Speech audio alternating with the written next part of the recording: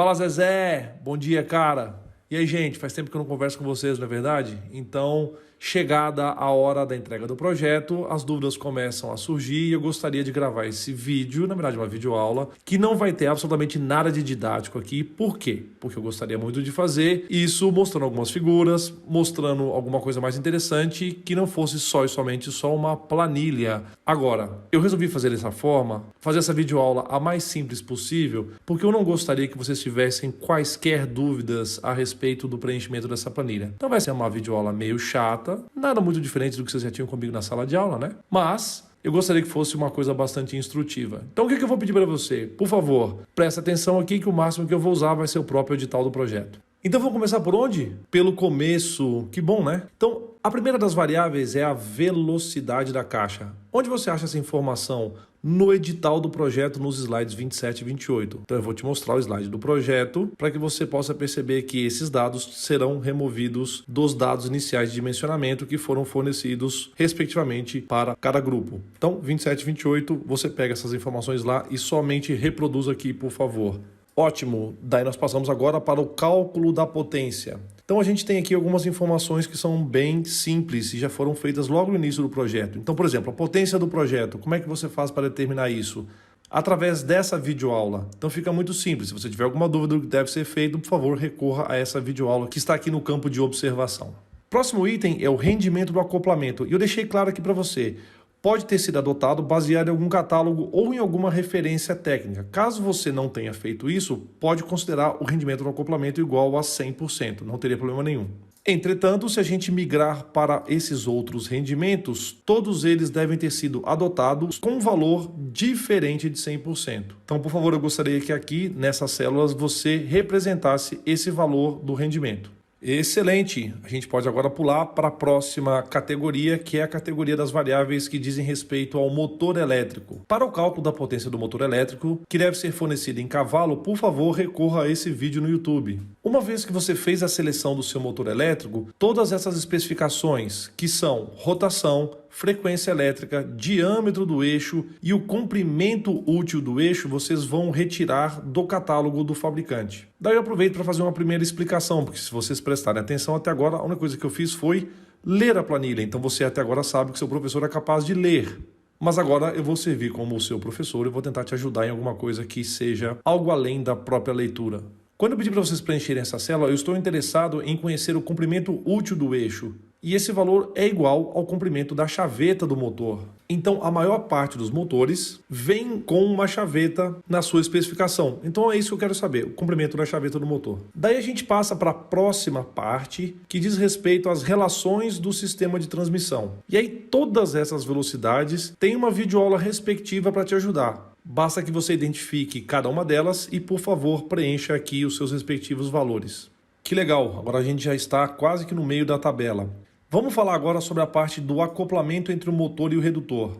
Como você fez a seleção do acoplamento, basta que você reproduza uma série de informações que são oriundas do catálogo do acoplamento. Então aqui, algo bastante simples, basta que vocês retirem essas informações do catálogo e transcrevam para cá. Estamos indo rápido, né? Já estamos migrando agora para a parte do redutor. E a parte do redutor, ela é dividida em 4 seções distintas. Então eu vou começar agora com as questões relacionadas ao diâmetro de pré-projeto, também conhecido como critério de rigidez da torção. Então, nessa seção, vocês vão fornecer informações em relação ao diâmetro de pré-projeto, tanto do eixo de entrada quanto do eixo de saída, e também em relação à distância entre os centros dos rolamentos do eixo de entrada e do eixo de saída.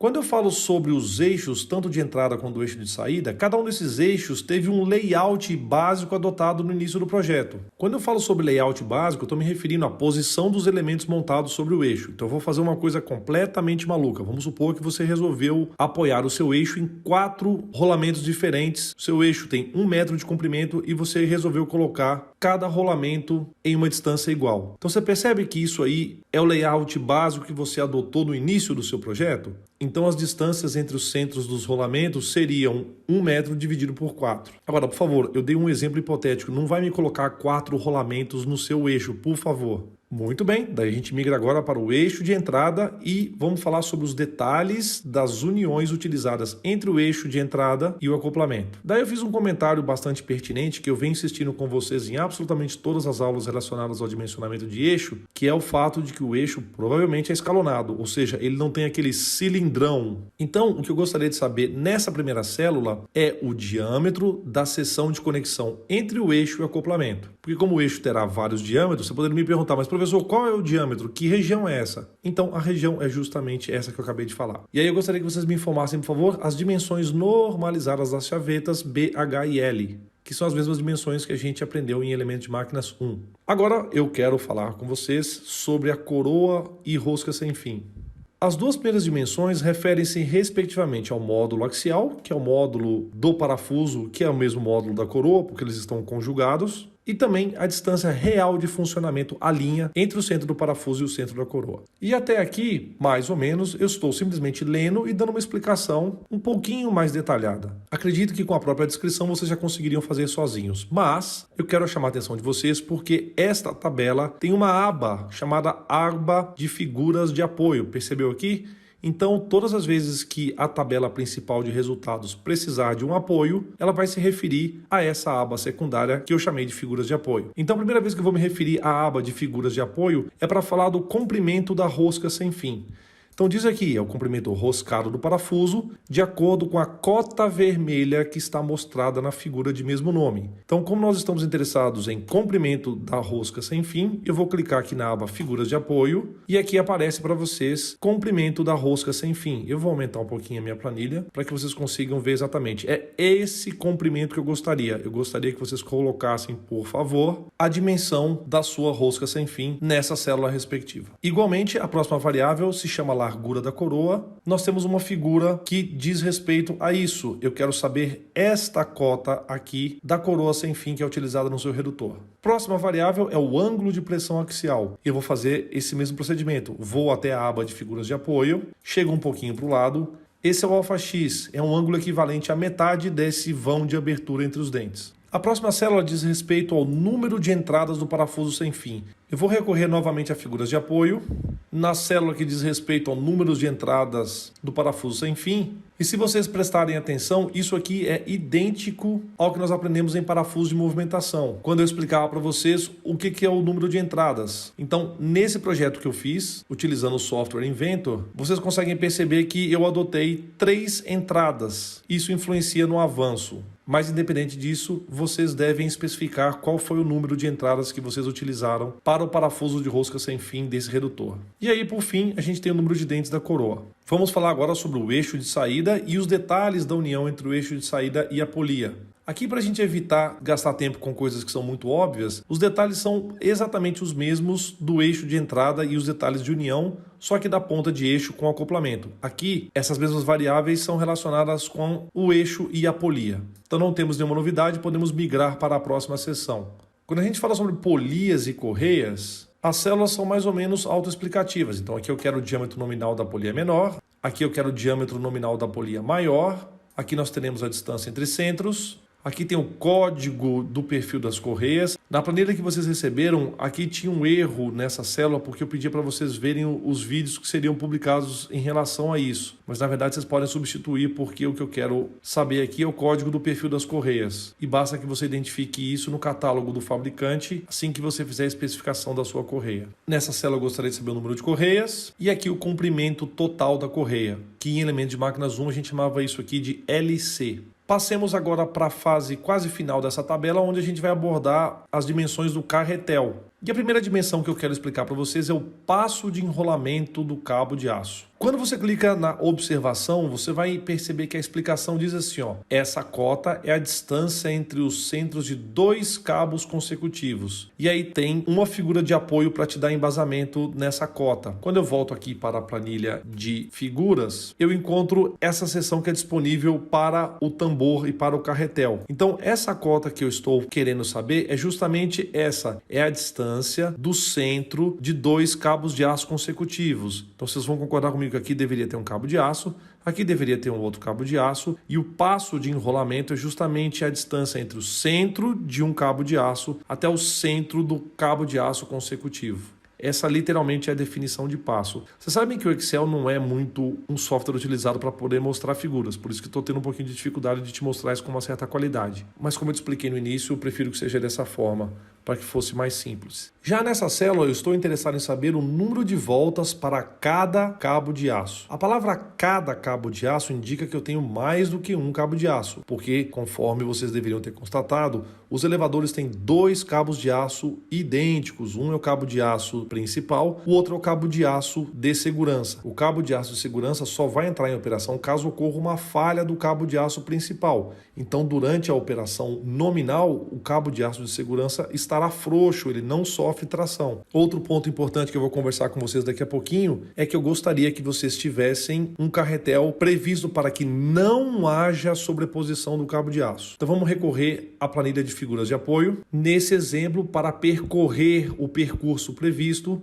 esse tambor, ou chamado também de carretel, tem 13 voltas para cada cabo de aço. Então, por exemplo, aqui seria o cabo de aço principal e enrolado para o outro sentido teria o cabo de aço de segurança. Por que a gente não deveria ter sobreposição de cabo de aço? Porque se não houver um enrolamento perfeito e acabar acontecendo o enrolamento de um cabo de aço sobre o outro, na medida em que estiver acontecendo o desenrolamento, por exemplo, um cabo de aço pode tombar. E isso dá um tranco no elevador, inclusive chegando a oferecer risco de haver ruptura. Então, por isso que em elevadores a gente tenta garantir que não tenha sobreposição ou que exista um mecanismo para controlar a sobreposição do cabo de aço. Muito bem. Próxima célula diz respeito à parede mínima do tambor do carretel. Eu deixei uma informação aqui de que o tambor tem que ser vazado. Eu vou explicar para vocês por quê. Vamos então recorrer às figuras de apoio para que eu possa fazer essa explanação que me deixou um pouco assustado com algumas perguntas que me foram feitas. Porque alguns alunos gostariam de ter feito esse tambor maciço. E vocês imaginam o tanto de material e o peso que isso teria. Portanto, o tambor tem que ser vazado. E quando a gente fala sobre a espessura de parede mínima do tambor, eu estou me referindo a essa cota específica. Vocês percebem que por conta da variação para acomodar o cabo de aço é como se fosse uma onda.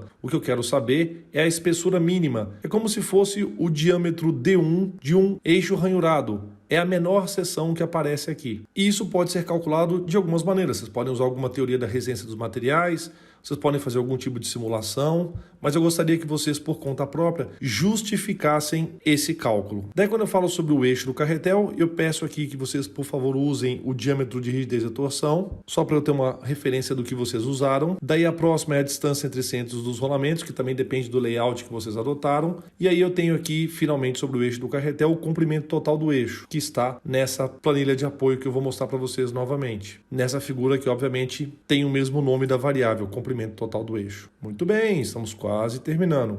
Quando a gente fala agora sobre o cabo de aço, nós temos o diâmetro, tipo de construção, tipo de alma, carga de ruptura mínima, o acabamento. Todas essas informações serão removidas do manual do cabo de aço. Então, uma vez que você selecionou o cabo de aço, você tem todas essas informações retiradas de lá. Agora, quando a gente fala sobre o comprimento do cabo de aço, eu quero saber o comprimento total de cabo de aço utilizado no projeto. É como se você fosse fazer uma especificação de compra. Então, vocês já concluíram, nós temos 2 cabos de aço. Então, vocês vão somar o comprimento total de um cabo de aço, o comprimento total do segundo cabo de aço e colocar esse valor em metros aqui. Desculpa se eu sou repetitivo, eu estou fazendo isso para simular a compra de um cabo de aço, da quantidade necessária do cabo de aço para que a gente pudesse montar esse elevador. Muito bom. E aí nós vamos falar agora sobre a estrutura do elevador. E vocês devem ter percebido que desde que eu comecei essa videoaula eu estou falando, estamos chegando no final, mas agora a gente está realmente chegando no final. Essas 3 cotas, a largura interna, a altura interna e o comprimento interno, estão apresentadas na figura de apoio e eu vou me referir a elas nesse desenho aqui. Essas são as cotas A, P e L da caixa do elevador.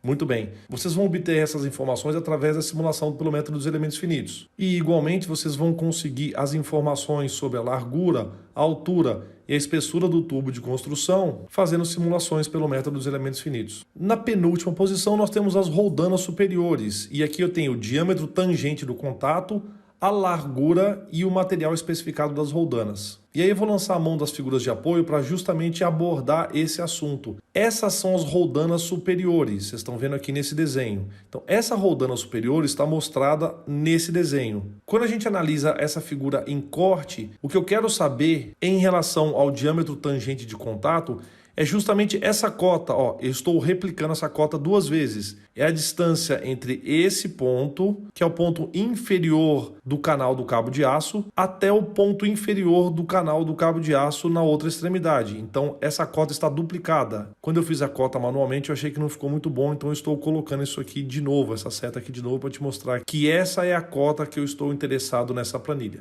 Vamos voltar à tabela. Quando eu falo sobre o material da roldana, eu quero que você me especifique se você vai usar essa roldana de aço, de compósito, de vidro, do que quer que seja. Por favor, não usa de vidro, eu só estou dando um exemplo. Idealmente, vocês deveriam ter feito cálculos para especificar qual é o material, através de recências dos materiais, através de métodos de elementos finitos. Mas se não der tempo, não tem problema. Eu só gostaria que vocês especificassem aqui que vocês vão usar roldanas de aço, por favor. E como eu estou acompanhando alguns grupos, eu sei que alguns grupos já fizeram esses cálculos, então seria legal se vocês especificassem qual é o material e assim por diante. Eu digo qual é a classe de resistência e informações mais detalhadas sobre o aço que você selecionou. E para a gente acabar, literalmente, eu descubro que falei uma mentira para vocês. Eu falei que era a penúltima e na verdade era a antepenúltima. Mas tudo bem, peço desculpas. Quando a gente fala sobre a junta parafusada da roldana superior, eu estou me referindo a essa junta que vocês estão vendo aqui, ó, essa junta. E aqui eu estou dando um zoom nessa junta. Eu sei que se eu falar para você que esse aqui é um dos itens mais importantes, você vai falar para mim, mas o carretel não é importante, mas o cabo de aço não é importante. Claro, todos são muito importantes. Só que normalmente as pessoas acabam se esquecendo de itens menores, porque o cabo de aço é gigantesco, então fica muito óbvio que você tem que fazer os cálculos. Mas você concorda comigo que se você fizer os cálculos errados da junta parafusada, o elevador literalmente vai cair? Imagina se você seleciona errado esse parafuso. Então, a junta parafusada da roldana superior é um elemento crítico, assim como todos os outros são. Mas eu gostaria que você prestasse uma atenção especial, porque o cálculo dele é bastante simples e também muito importante. Então, o que eu quero mostrar para vocês aqui é o seguinte. Quando eu falo o diâmetro dos parafusos, obviamente é o diâmetro desses parafusos que estão apresentados aqui. Nessa figura tem 4 parafusos. Pode ser que você tenha chegado à conclusão que você precisa de 6, 10, 11 e assim por diante. Por isso você vai colocar aqui o número de parafusos. Então, obviamente, na hora que você fizer a seleção, você vai descobrir qual que é o número de parafusos que você vai utilizar. E agora, para fazer uma breve recordação, eu abri o formulário de elementos de máquina Zoom e vocês poderão acompanhar comigo quais são os critérios de projeto de parafusos de fixação. Vocês não só podem, como devem, utilizar esse formulário como uma guia. Então vocês vão perceber aqui que os parafusos de fixação devem ser projetados através de 3 critérios. O critério da estanqueidade, o critério da resistência mecânica e o critério da resistência à fadiga dos parafusos. Então, certamente, vocês terão diversas informações aqui dentro que vocês terão que adotar. É assim que funciona o projeto. Quando eu dei aula para vocês sobre esse tema, eu expliquei para vocês claramente que a maior parte dos critérios de falha é descrita da seguinte maneira: tensão atuante no lado esquerdo, menor ou igual a tensão admissível no lado direito. Especificamente, esses 3 critérios foram apresentados para vocês de uma forma um pouquinho diferente. Eles estão em função da área da seção transversal dos parafusos. Então, basta que vocês leiam tudo que está informado para vocês aqui, nos próprios formulários, com essas informações, vocês vão conseguir fazer os projetos. Obviamente, faltarão dados. Então, o que vocês devem fazer? Adotem alguns dados, usem as forças que são oriundas do próprio projeto e deixem, por exemplo, os coeficientes de segurança como uma incógnita. Esse seria um jeito de você selecionar os parafusos. Uma outra maneira seria você partir do pressuposto que você quer utilizar um parafuso qualquer e, ao fazer isso, você já tem a área dos parafusos. E aí você consegue perceber se o parafuso sustenta a carga que você gostaria de transmitir. Então, para ilustrar um pouco mais esse roteiro de cálculos, eu vou mostrar nas figuras de apoio que essas são as forças oriundas do cabo de aço. Vocês concordam comigo que o cabo de aço passa por aqui?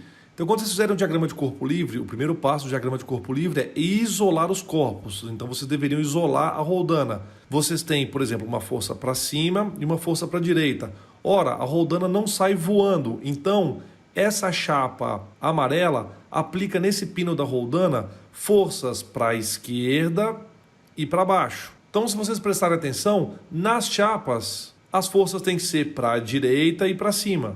De tal maneira que basta que vocês usem essas forças externas para poder fazer a seleção desses parafusos, porque esses parafusos estarão sujeitos ao mesmo tempo a cargas axiais, tentando separar essas chapas, tendo o centro instantâneo de rotação aqui na ponta.